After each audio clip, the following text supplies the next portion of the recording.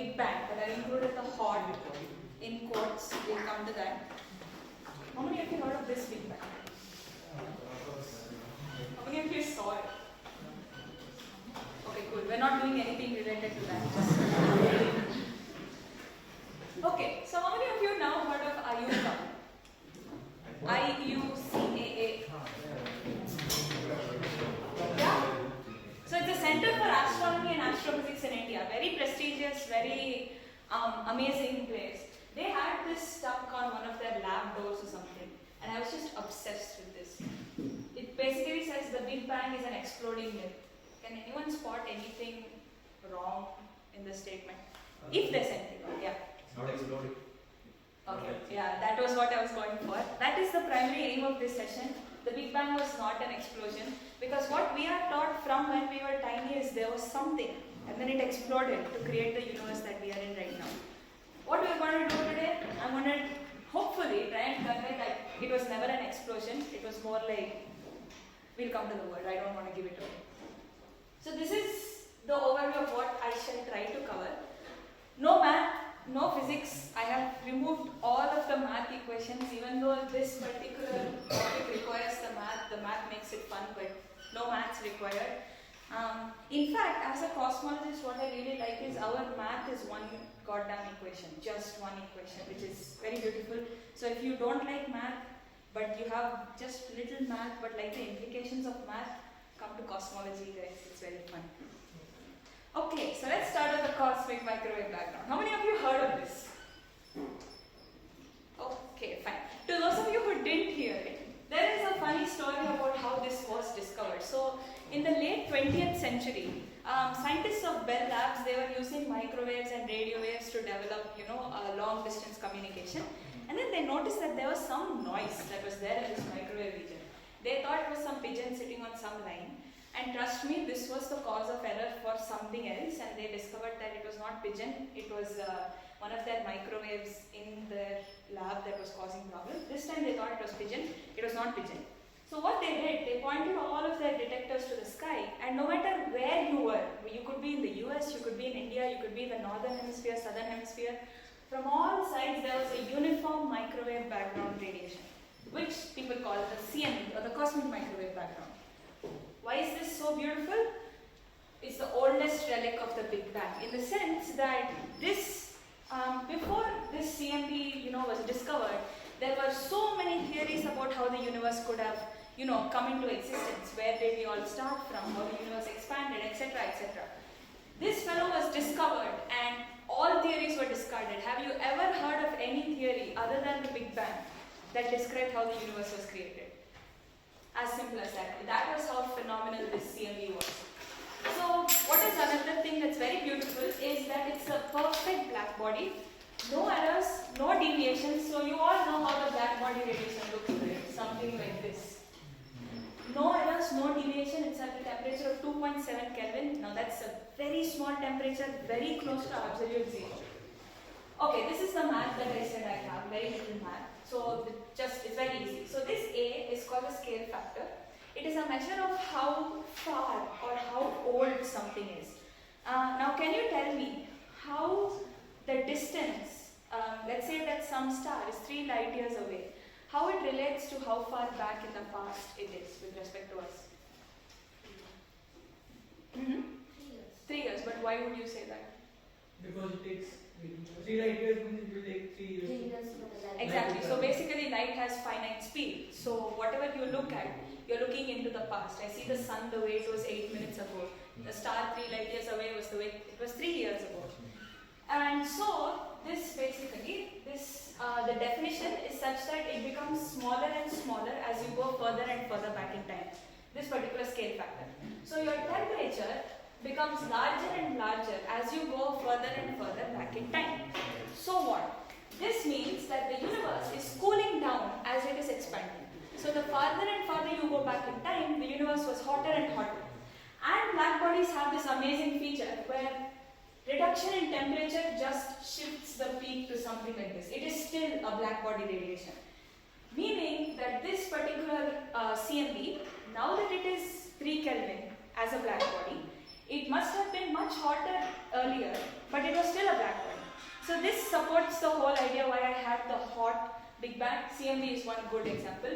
And of course, this is the mathematical example, but CMB is the more physical example. Okay, so this is something that I find interesting. For every baryon, which is every particle that makes up all of us and all of stars, galaxies, etc., there are those many photons, and that's a huge number of photons, and most of them primarily are from the cosmic microwave background. This is a map of the CMB taken from, I think Planck is an outer space this thing, so it was taken. The red and blue spots correspond to minor temperature fluctuations, but more or less it's very uniform. Remember this picture and the fluctuations. We will, have a short discussion about why the fluctuations play a role. Okay, fine. So now CMB is there.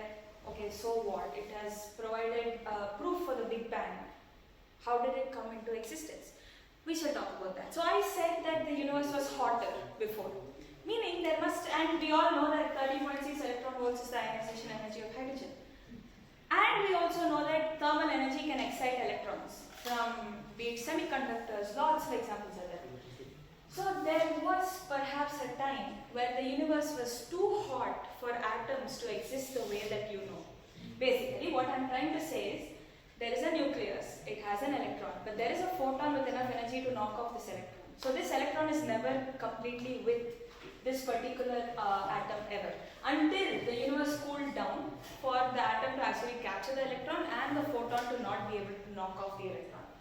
So photons could not travel freely, opaque because the mean free path, you all know the term mean free path, I'm assuming. So the mean free path of a photon was so small that it could not travel so much. So it was just like a blob of particles, the universe. Then what happened? It cooled. A few thousand years, 300,000 years later, after the Big Bang was done, the universe cooled enough and basically atoms could capture hydrogen and the photons could not knock off the electrons. So now these photons could travel large distances, and this process is called decoupling. Now these photons, they could travel however far they want. No, nothing is going to stop them. So the universe suddenly transitioned from being opaque to being completely transparent. And these photons that were generated during the decoupling is what have been traveling for all these years, and now they peak in a microwave region which forms the CMB.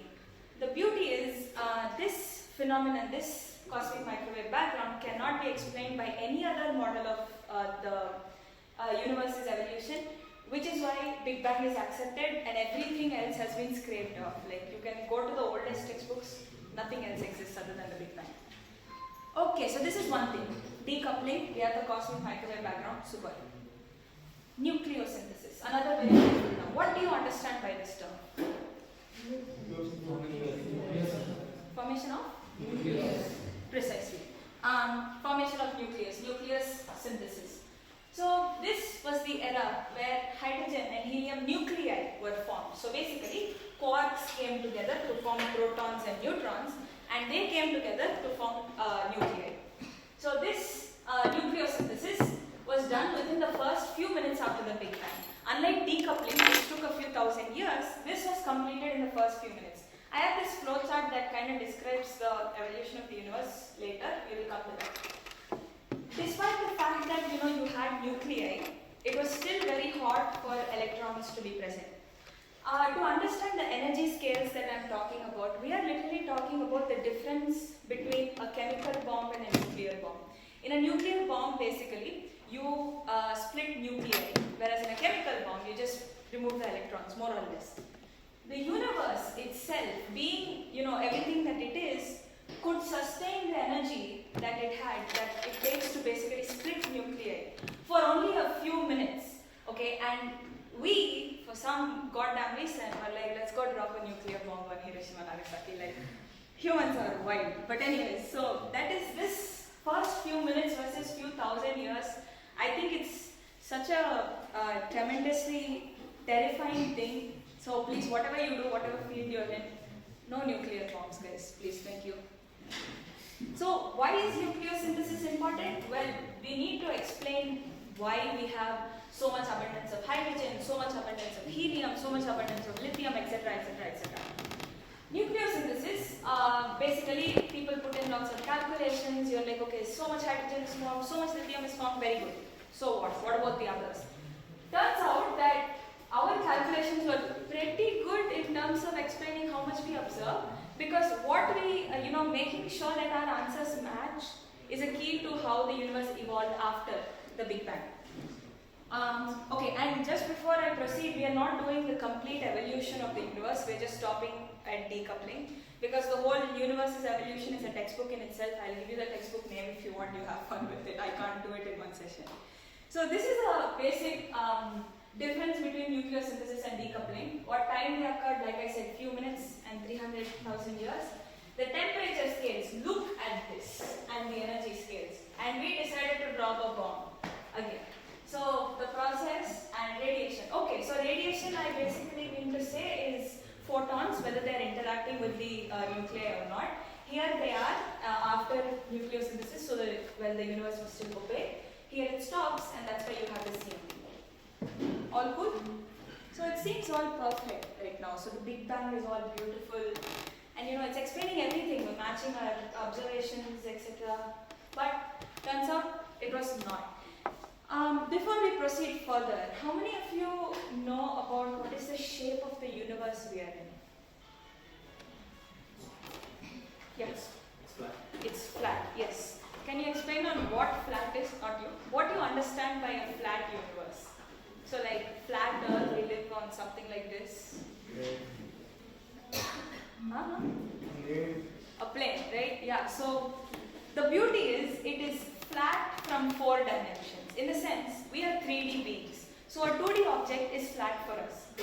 So if you viewed the universe from 4D, somehow like do whatever you want, go out in 4D and look at the universe, it is flat. So for all we are concerned, since we cannot see the universe from outside, we can just calculate that it is flat. So, but obviously physicists, before we completely understood what kind of a universe we are in, we have 3 options. It's spherical, like how these perceive a sphere, or basically a plane, or a hyperbolic surface. Turns out we live in a flat universe.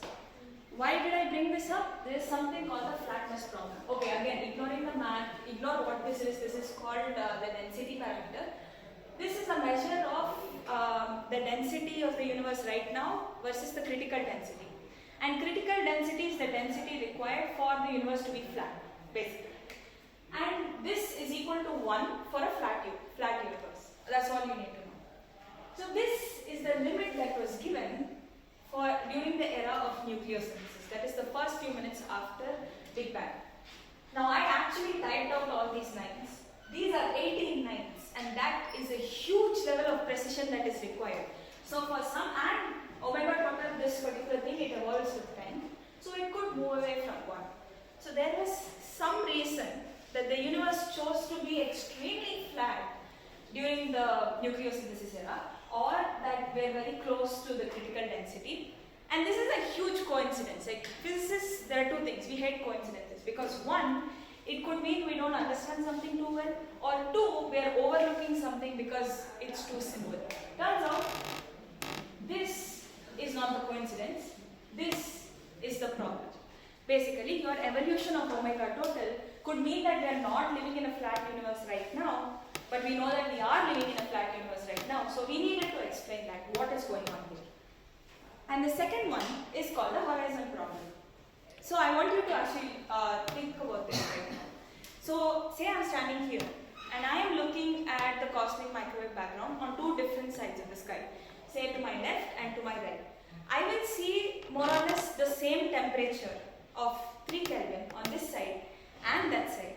And like I mentioned, these photons have been traveling towards us for the past 13 point whatever billion years. And these 2 have not had the chance to interact with each other yet. And yet, they have the same temperature. So it's like saying, I have a glass of milk and another glass of milk, which are at the same temperature, but they have not interacted with each other at all. So basically, we all know from our thermodynamics that for 2 things to be in thermal equilibrium, they should have been in contact with each other earlier, or because they are having the same temperature right now, and they have had no chance to interact, meaning for them to have the same temperature, you're saying it's either a coincidence, which we don't like, or there is something else that which we are ignoring. And the second one is I mentioned that there were slight irregularities in the CMB picture. This one. Due to the same reason why you cannot have thermal equilibrium without contact, you also cannot have irregularities without contact. And in fact, these irregularities correspond to, the formation of structure in the universe, which is again a lecture in itself, how the temperature irregularities of the CME correspond to structure formation. If you are interested, again, let me know, I shall do it. So there are two problems here. One, the universe is flat, but it need not be flat, is what we are observing. And two, the CMB is in thermal equilibrium with itself. What is going on? So then scientists were like, okay, we need something else. And so they were like, inflation. They realized that the only way to solve all of this is to understand that the prices of products in the universe were increasing, so they needed inflation. Just kidding. So inflation literally refers to a period of very rapid exponential expansion. So your expansion literally went something like this. Very quickly and very fast, very quickly, very few, I don't even know what this is called anymore, something minus 34 seconds, so very quickly. Okay, so this, an epoch where the universe was dominated by cosmological constant. What is the cosmological constant? Anyone of you heard about the cosmological constant? You are exception. Anyone else heard about the cosmological constant? Anyone heard about dark energy? Yeah? Basically, the cosmological constant more or less corresponds to dark energy. When I first heard of the term dark energy, I thought it was something evil that's going to destroy the universe or something. It's not very helpful. So, all I want you to know is during the time of inflation, the universe was dominated by dark energy. Second, and this lasted for only 10 power minus 34 seconds. So this exponential growth happened so quickly, and after this, the cosmological constant decays into ordinary matter.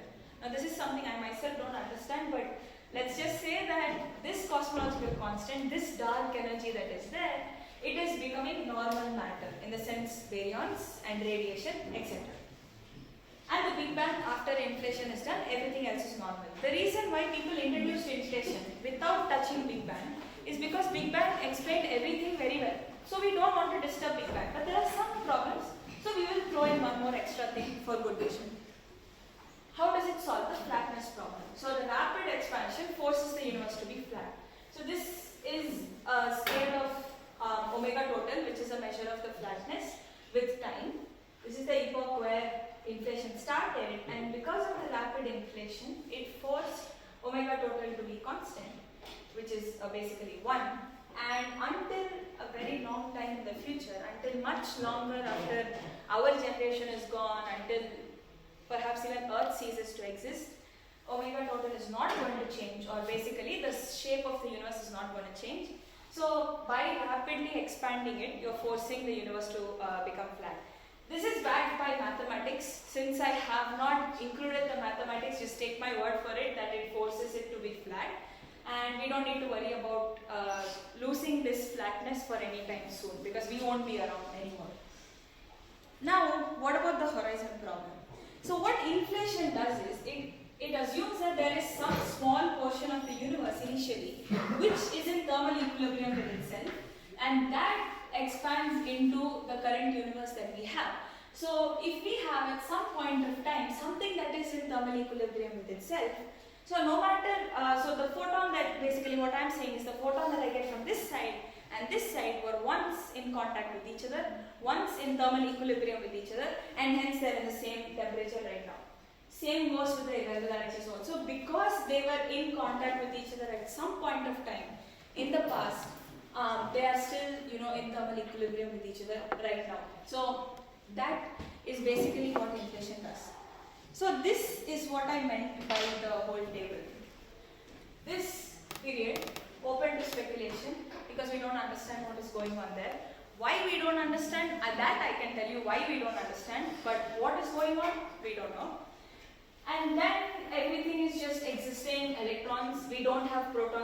protons. Instead, we have quarks, photons, and neutrinos. How many of you heard of neutrinos?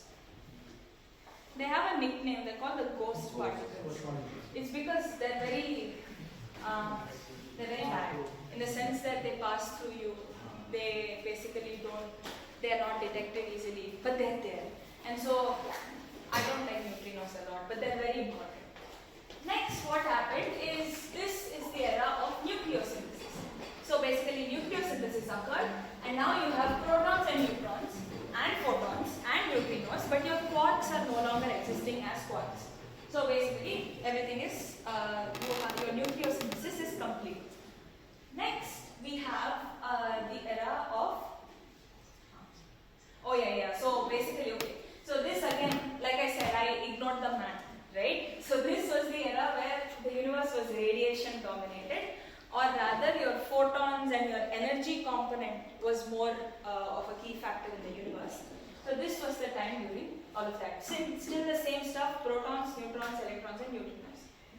Then the matter, it became matter dominated. So consider it like you have a change in what is dominating the universe.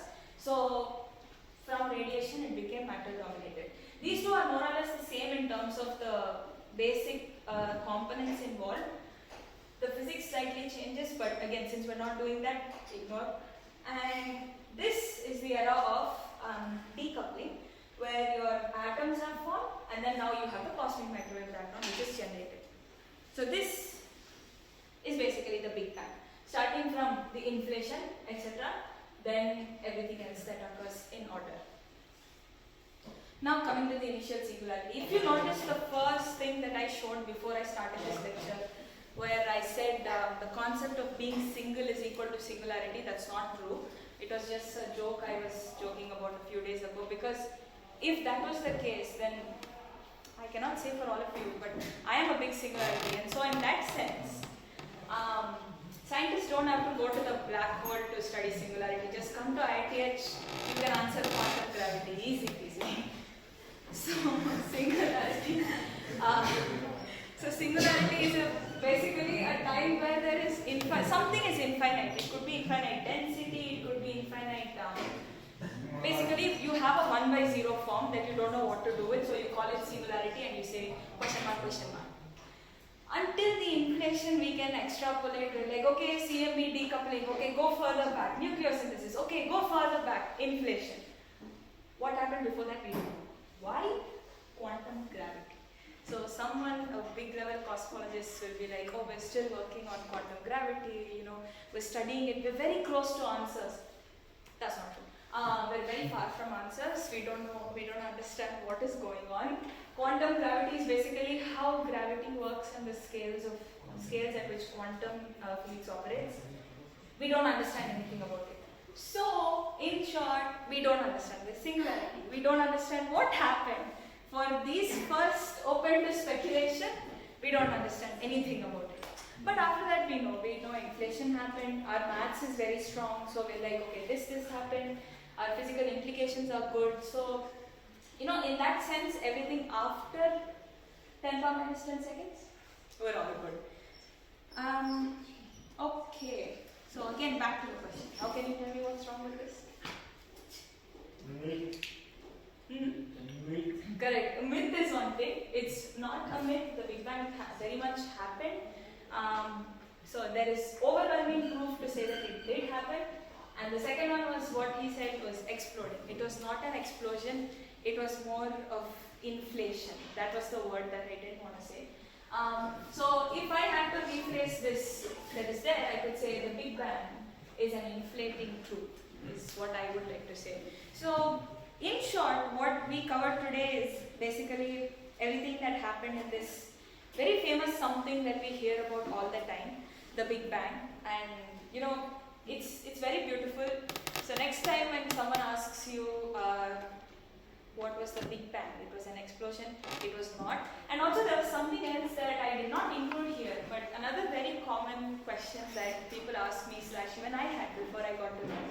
What happened before the Big Bang? Yeah. Can you tell me? That was my question. Acha. What happened before the Big Bang? It's a very nice question. actually, and it has a very nice answer. There was no concept of time before the Big Bang. So your question of asking what happened before the Big Bang is like me asking you what were you doing before you were created. Yeah, so that question is also a very common question, which everyone has, obviously. You can go back until the singularity, you can say, we started from a single point, and then we expanded, and then there was this, there was that. What happened before the single point? Why did the single point expand?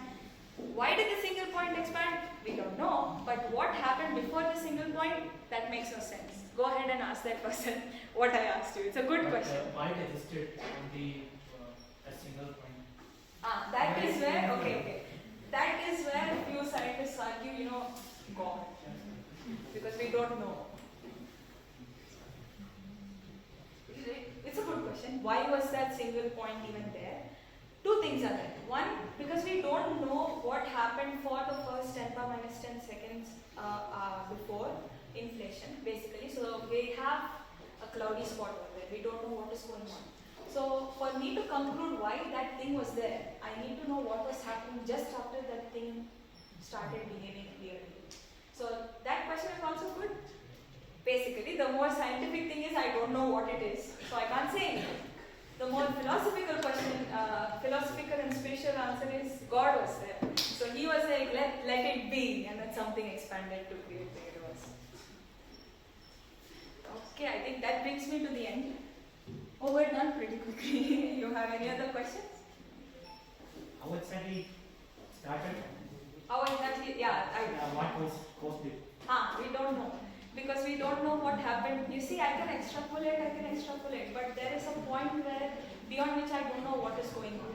So to answer why something happened, I need to know what is going on for me to understand. So let's say I see a ball is rolling. For me to understand why it started rolling, I need to see it roll, right? It's not that I'm going to ask a question why something is rolling without even seeing it to roll. So similarly, both in our mathematics and in our physical observations, we cannot see what is going on. So till inflation I can see. So I am like, okay, it started expanding. Uske pehle kya hua? I don't know. So I cannot answer. Yes. That time said atoms can not be created, not be destroyed. So how is universe expanding? Repeat. Acha, okay. Okay, good question. So that comes again because of the fact that when the Big Bang happened, or rather when it started expanding, it created space, it created time, and it created matter and energy. So the Big Bang was... Isn't it valid in thermodynamics first law? Uh-huh. You said But I also mentioned that our laws of physics themselves failed at that particular time. So you see the question. So those 10 power minus 10 seconds seems tiny, seems trivial, but our physics that we know today, be it Newton's theory, be it Einstein's theory, be it thermodynamics, anything, everything fails, everything collapses over there. So to answer how it was created, it's a good point. Doesn't it validate first law of thermodynamics? It's expanding, right? Yeah. Acha, okay, so what powers that expansion? Yeah. That is where dark energy comes in. Cosmology constant. Dark energy creates matter. No. Okay. Matter was created during the Big Bang. Okay. Dark energy fuels the expansion of the universe. How? That again math you need. One. Plus we don't understand dark energy completely. So it's just accepted that dark energy is providing the energy for the expansion of the universe. How, what is it? Again, big question marks. Yes. Yeah. Along with Big Bang, any other things simultaneously happens along with I don't Big know. Bang is like explosion. Right, You right. mentioned, right? Along with this, any other explosion happened? Okay, you're going into the concept of multiverse now, right? Multiverse. We don't know because we cannot see beyond our own universe. Yes. So- But you told that before Before we don't know. That's See, what it again, happens. so if we somehow get to know what happens in that 10 power minus 10 seconds, and we're like, acha, okay, there is not just one singularity, but multiple singularities, then yes, the multiverse is very much justified in that sense. Because, there is this thing where people ask, what is a guarantee? We had the last session, that there is life only on our planet. Similar to how you can ask what makes you think our planet is so special to have life only in it, can extrapolate the question, what makes you think our universe is the only one that has life in it? So we don't know. Again, because we have that question mark area, it is possible, but we don't have any evidence for it. Yes, yes. What's the first thing that formed after Big Bang? What is the? First life, where it born? That requires us to know if there was life anywhere else. If you just want to know what was the first thing that was created, then it should be atom. It should be nuclei, and then atoms. No, I and mean, before Earth, any other planets or objects created? obvious. After the Big Bang and Earth formed. Obviously. There should be more planets that have formed before us. Should be stars before us, because there have been lots of dead stars. And again, there is no guarantee that those dead stars did not have planets around them. So no, Earth is most certainly not the first planet to be formed. That was second, yeah. Anything else? What caused inflation? What caused inflation? Yeah, I don't know, because we don't know what is going on out there. All that we know is inflation happened, and we are living in the universe we are in now. How would the 10 to the power minus 10 be decided? Like we don't know before this So only. yeah, that is because when you extrapolate your results, so when you trace back, what you see as a few light years will correspond to a few centimeters and a few nanometers, because the universe expanded. So beyond a certain size of stuff, quantum effects come into picture, uncertainty, blah blah blah. So that time was determined based on how long it took to expand, etc. Basically working it backwards. You have acceleration, and you're basically working back to, it's like x double dot to x dot to x kind of thing. Yes. What does exactly mean, like expansion of the universe? It means, expansion of the universe means that it doesn't mean that the atoms in us are being pulled away. That is not what it means. It does not mean that sun and earth are moving away. It does not mean that. Doesn't mean that sun and the center of Milky Way galaxy are moving away. Does not mean that. But it means that our galaxy and some other galaxy that is not bound to Milky Way gravitationally are moving apart. So, us and Andromeda were moving together. All of us know that. All of you do know that Andromeda is coming towards us, right? So we all know that. That is because Milky Way, Andromeda, and a few other galaxies were all in the same cluster. We're all gravitationally bound together. Some other group of galaxies which is not gravitationally bound, in a sense, this cluster's gravity does not affect that cluster's gravity. These two clusters are individually moving apart. That is what it means by the expansion of the universe. And where does this extra matter? If initially it was this and finally this was this, like this can be smooth, like extra. Distribution is vacuum. Just back. Just vacuum. Yeah. I know it's a little hard to wrap your mind around it, because you're saying that something moved away to create more space. But think about it this way. Nihal Bhai also gave this example. Dots on a balloon and you blow it apart. The dots in general stay intact, but two dots move away, right? What have you created in between these two dots? There is empty space. In the sense of, for a balloon, if you say the surface of the balloon is empty space, and these two dots are moving away, you're creating more vacuum. And we cannot exactly say what is outside the boundary. There is no boundary exactly, but you can calculate up to what distance, more or less, something is gravitationally bound. Like, obviously Earth and Sun are gravitationally bound. Sun and Moon Moon and Earth are gravitationally bound. No, when we say the universe is expanding, there would be some kind of boundary or something now. Of the universe? Yeah, like expanding. No. Don't think of the universe like a balloon. See, that is why, while this balloon example is an excellent example, it's also a very bad example. Because you just talked about the boundary. There is another thing that you can say, what is inside? Because you're looking here on the surface, uske andar kya hai? What is there inside the universe? No. So what is happening is the universe is there. Think about the universe like something like this, and it is expanding. And we don't know the limits of the universe because we have not existed so long to see how far it is. Whatever we can see is called the observable universe, because the light from that side reached us just now.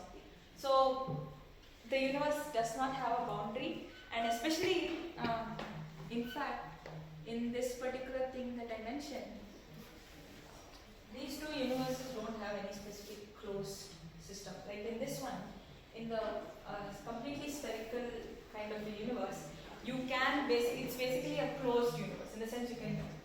It's a bad example to say you can start at one point and reach at the same point, but more or less this is closed. The way a sphere is closed.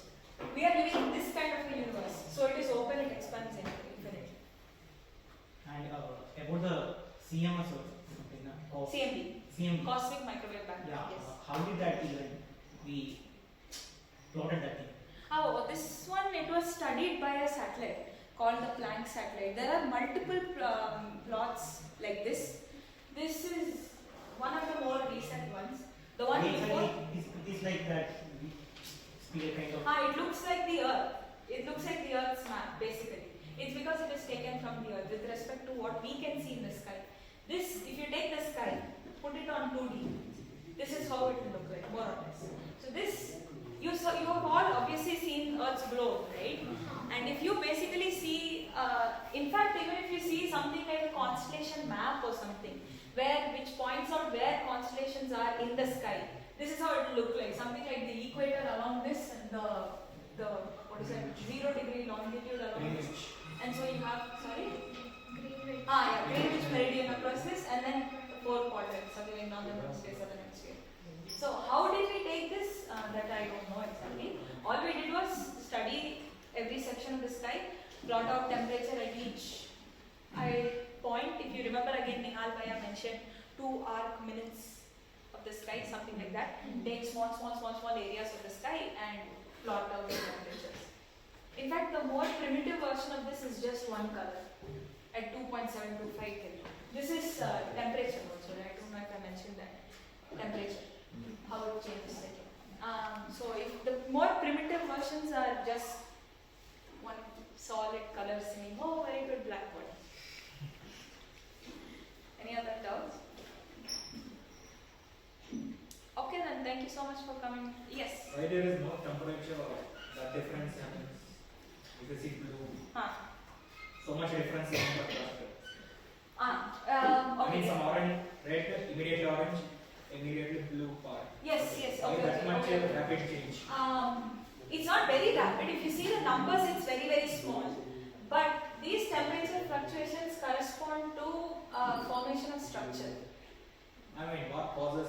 What causes this is similar to the reason why I said, you need to be in contact for thermal equilibrium, something like that. There is a theory that says that this is caused because of quantum gravity, that there is some quantum gravity fluctuation, and because that is causing this, and these fluctuations grow out to form gravitational wells for all of us, all the galaxies to be formed. But why this exactly? Like how I said, something needs to be in contact, something of that sort. Again, something that goes slightly deeper, but not necessary, I feel. Actually, I want to know more about it. You already said that initially it was in thermal equilibrium, so now also it is in thermal equilibrium. Yeah, but then for a thing which is in equilibrium, how can it change to equilibrium? Sorry. The thing, like the universe which is already in equilibrium, let's say the temperature is constant everywhere. How can it turns in such a way that it is in equilibrium at certain different points, certain different temperatures? Can I take it such that why we have certain hot regions and certain cold regions? Everything, if temperature is different, we know that at certain point of time if they interact, they will come to equilibrium. Yes. But a thing which is in equilibrium, how will they transform into equilibrium? No, okay, so I am assuming, let me correct me if I'm wrong. I am assuming that you're going in the direction of why we have stuff like the sun, which are very hot, and then stuff like other planets which are very cold. No? Yes. Yeah, okay. Right? Okay. Is that what you're asking? Or? Isn't that violating our basic law of thermodynamics? Why we have hot and cold stuff? Yeah, like we said it's already in the first it is in equilibrium. Okay, I get it. Okay, so you're asking me why initially it was all in equilibrium, but now we're clearly not in equilibrium. Yeah. Is that what your Yes. question is? Acha, okay. That is because there have been other interactions in between. Now these photons, CMB photons, they came all the way, no interaction, they did not interact with anything, and they have been left in equilibrium. But during this process that these CMB photons were traveling to us, structures were created, stars were formed, planets were formed, there were gases colliding with each other, galaxies colliding with each other. So it was not such that it was a no disturbing process. Work was done, basically. So, do I answer your question? No. No, like when we study thermodynamics, what we say is that No, that is true. But what I am telling you is this initial patch is undisturbed, which is this cosmic microwave background. This is the same. But in this process, where they were traveling and the universe itself was expanding, had the universe had no development of any structure, that it was just expanding, no gravity, no gas interaction, nothing else, just expansion, then we would still be in the temperature that this fellow is in.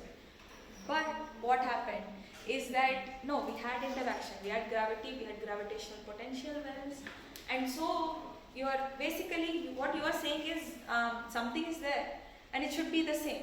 I agree, but internally there was work done on each of these in the sense that like I said, gas interacted with each other, formed stars, formed planets. So ideally your delta U is not 0 because delta W is not 0. I'll just add a point. Yeah.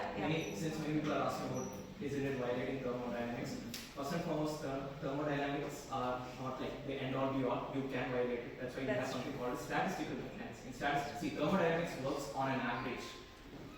You can have parts where there are things concentrated, where things are separated. So rather than explaining it in depth, because we don't have that much time, I would say that start reading about it. You will understand why it is possible at a very small scale, depending on the densities. You can have a small variation, but not like in the grand scale of things. On average, yes, thermodynamics, the laws do hold, but small no, doesn't necessarily have to.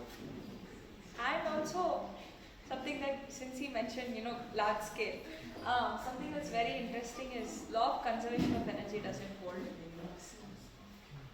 It's because of something to do with Lagrangian and all of that, but it doesn't hold exactly. It's kind of crazy that because everything we base ourselves upon is the law of conservation of energy, and suddenly you're like, it doesn't hold, which is partially true, partially not true, but yes, that is that. Anything else? Was space was also created in that? Yes. Everything that we know today, time, space, matter, energy, everything. So like universe started expanding into the space, but space was like Space was created, exactly. So what you are picturing is something was there, and then there was something in the something, and it expanded. That was not what happened. Nothing was there, and then this something created. so like space is also expanding. Yeah.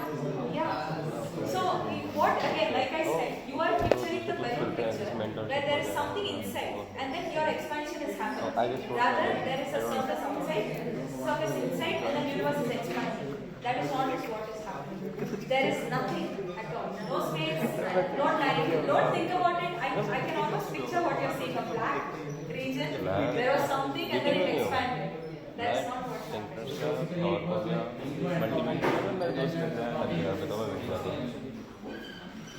Okay. Basically, what I'm saying is your graph of x versus t started from there. In the sense that this is your point. This is where it all started. There is nothing before. No, I'll tell you what you're picturing. You are picturing some room like this, a dark room like this, then there's a bubble somewhere, and then that expands. That is what you're picturing, right? Yeah, I was. That is not what is there. This room does not exist. There is no dark room. Instead, there is just a bubble. And it expands. Yes, the expansion of universe corresponds to expansion. Time नहीं देता है TL में गया था TL में सारे काम चल रहे थे अच्छा, that's a good question. So, there is vacuum Forms for are light to in travel. moving. Otherwise, there is no way that light can reach us from somewhere else. But space is expanding. That doesn't mean light cannot ना ना reach ना us. Skills सीख लो सब कुछ Exactly, that's what another thing that I mentioned was we क्या can't करेगा so small. Photons itself were interacting with everything that was there, basically electrons. भेजेंगे So the professor photons लिख के cannot बाद really move भेजेंगे anything because they used to interact, knock something off, get absorbed, knock something off, something else, all the time.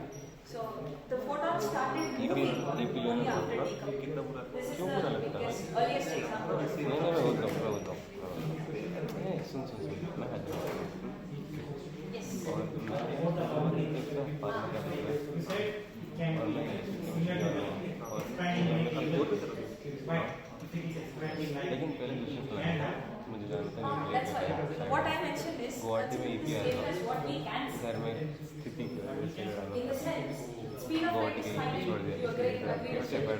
And the universe existed for roughly 13.6 billion years. 45 में 45 The rate I got, the number I got, और मेरे नीचे वाले 1000 run के नीचे I don't remember.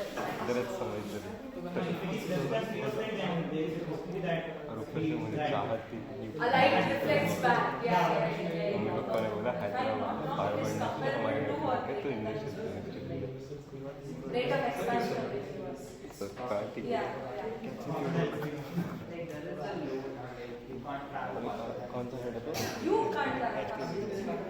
Expansion, there is nothing to say that expansion can't happen.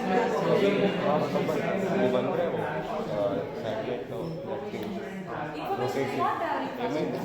There is information traveling faster. अरे जब मैं रियल में इन्वेंटरी मारने से कर रहा था ना सेकेंड ईयर में ये लोग आए थे करने के लिए DSP को सब लेके Plus, गए थे expansion कराने can मुझे happen लगा faster. 1-2 महीने में हो जाएगा What makes you say that expansion is not happening faster? क्या हो गया It's just a velocity concept, not an expansion. And for there is something don't think else so, called the but- causality. There ऐसा नहीं some निकालते two things are moving away वही from वही each other क्या faster. मतलब Like, ideally these two should not be able to communicate ever. नहीं Because the space is moving faster than the speed at which light can cover it. Which is also not violated because say I am here and some galaxy is moving ये faster photo mode हो गया than speed of light. It doesn't mean that its own velocity is greater than अभी speed इसको of light. छुएगा Space is तो expanding, from here which makes it think about its space itself. अभी ये photo में video में It's like there is this another example, ants sky. So surface of a balloon. Again, I don't want you to picture inside start outside. करें, That start करें, surface ये of a button balloon. दबाना। There's an ant dot, and it's trying to move between two dots. और So let's say I have like one dot ये here होगा and one dot here, and I have an ant or ये first करना है that's it. तो And डालो I am blowing apart the balloon such और that ये सब भी my तुम्हें rate नहीं of आईएस blowing होगा them मैनुअल में apart, करोगे rate of these two moving away is greater मैंने than the मैनुअल पर speed किया at which क्योंकि this ant is वो moving. बहुत लाइट है This ant will never be able to reach either one of them. IS हो इसका एक बार That is what is happening. So when I Auto say पे लगा rate of देते हैं, तो भी expansion लगा is greater than speed of light, light can never reach these two. So your information is not traveling faster than speed of light. That is constant. Video में shutter speed ऐसा नहीं होता है वीडियो में FPS से लिखा होता है तो अगर शटर स्पीड कम करेगा तो Which I FPS have not direct come included this because वो I don't know if I एक चीज़ है That's called the causality. In fact, I mentioned here that